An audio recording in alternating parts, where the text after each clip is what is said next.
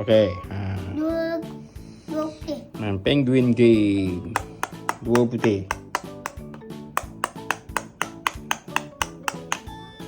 Oh, tak jatuh. Apa pula? Apa tu? 2 putih juga. Alamak, 2 putih juga.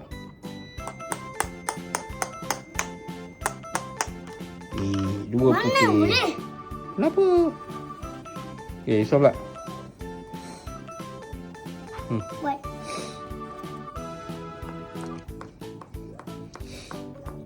Try. Mana boleh? Kalau papa dapat biru, kena ambil biru kot. Tu tak boleh. Apa Nanti pula? buat kalah. Ya ke? 2 biru. Aduh.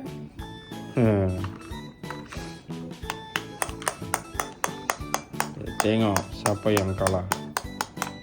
1, 2. Oh, tak jatuh lagi penguinnya. 1, 2, 3. Ya. Okey, lagi sekali. 1 biru. 1 biru. Ya. Mana pula? Mana lagi? Okey. Alright, so boleh jalan.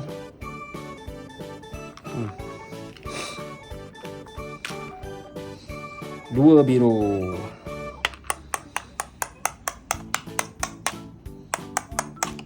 Oh. 3 jatuh. 3 jatuh, tak apa, jalan. Okey, susun dulu.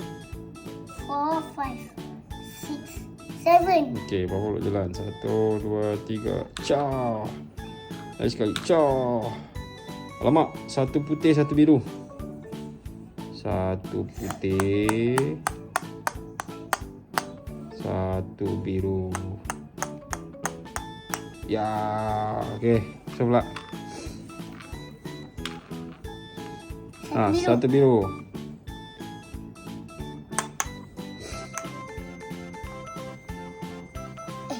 Dah jatuh. Dah jatuh 2 lah, tak apa.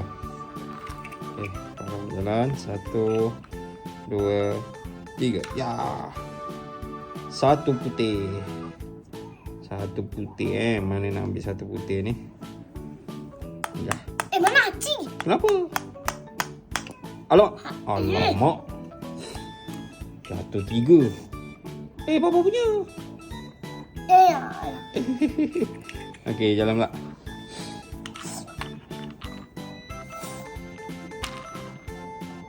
Satu biru.